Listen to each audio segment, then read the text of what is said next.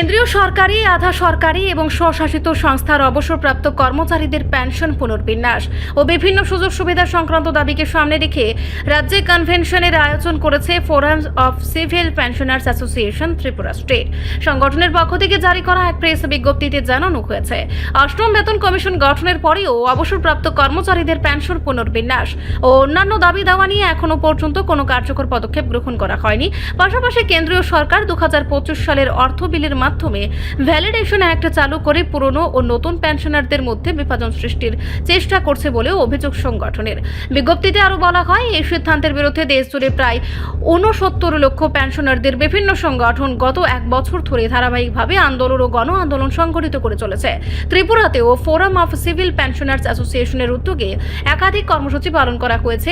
এই আন্দোলনেরই ধারাবাহিকতায় আগামী 14 জুন 2026 রবিবার বেলা 11টা থেকে আগরতলার মুক্তধারা অডিটোরিয়ামে এক কনভেনশনের আয়োজন করা হয়েছে। কনভেনশনে প্রধান অতিথি হিসেবে উপস্থিত থাকবেন national coordination committee of pensioners অ্যাসোসিয়েশনের deputy secretary general Dwijendra Kumar Debnath, forum of civil pensioners অ্যাসোসিয়েশনের কনভেনার ডক্টর ভোপাল চন্দ্র সিনহা এবং সভাপতি নির্ণয় সিন্ধু দেব। এক যৌথ বিবৃতিতে রাজ্যের অবসরপ্রাপ্ত কর্মচারীদের কনভেনশনে অংশগ্রহণের আহ্বান জানিয়েছেন। আমি আমার সর্বভারতীয় যে সংগঠন national coordination committee of pensioners association, তার আহ্বানে আমাদের এই যে ত্রিপুরা স্টেট লেভেল যে কনভেনশনটা হচ্ছে, তার মাধ্যমে আমাদের সর্বভারতীয় যে প্রোগ্রাম, তারই একটা অংশ হিসেবে আজকে এখানে স্টেট লেভেল কনভেনশন হচ্ছে।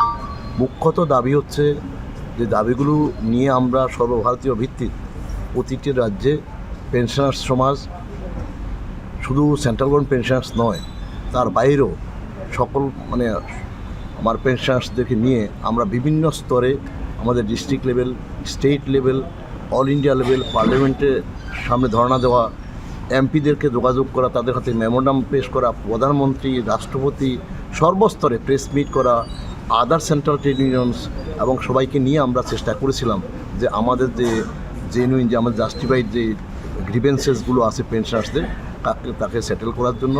বিশেষত আমাদের এই মুহূর্তে যে আমাদের যে পেনশন সিস্টেমটা আছে, ওল্ড পেনশন স্কিম, তার যে নিয়মাবলী আছে, যে আইনকানুনগুলো আছে এক্সিস্টিং, একটা সিসিএস পেনশন রুলস 1972 থেকে স্টার্ট করে টাইম টু টাইম তার পরিবর্তন করে 2021 অবধি অ্যামেন্ডেড হয়ে সময়ের সাপেক্ষে যখন যেটা প্রয়োজন হয়েছে, যে সুযোগ সুবিধাগুলো এখন পর্যন্ত এক্সিস্টিং ছিল, তাকে কেন্দ্রীয় সরকার ভ্যালিডেশন অ্যাক্ট 2025-এর মাধ্যমে আমাদের থেকে কেড়ে নেওয়ার ব্যবস্থা করেছে এবং তাকে আইনে পরিণত করতে সময় লেগেছে মাত্র 1 সপ্তাহ।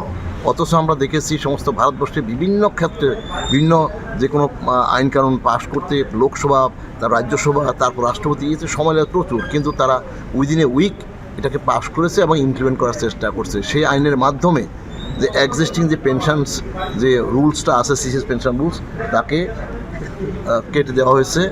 আমরা সেটাকে কেটে দিয়ে এখন আমাদের আমরা বিপদের মধ্যে আছি যে আমাদের এই পেনশনটার কী হবে। সে কেন্দ্রীয় সরকার সমস্ত ক্ষমতা কুক্ষিগত করা হয়েছে, যে কোনো সময় তারা ইচ্ছা করলে আমাদের পেনশনটাকে বন্ধ করে দিতে পারে।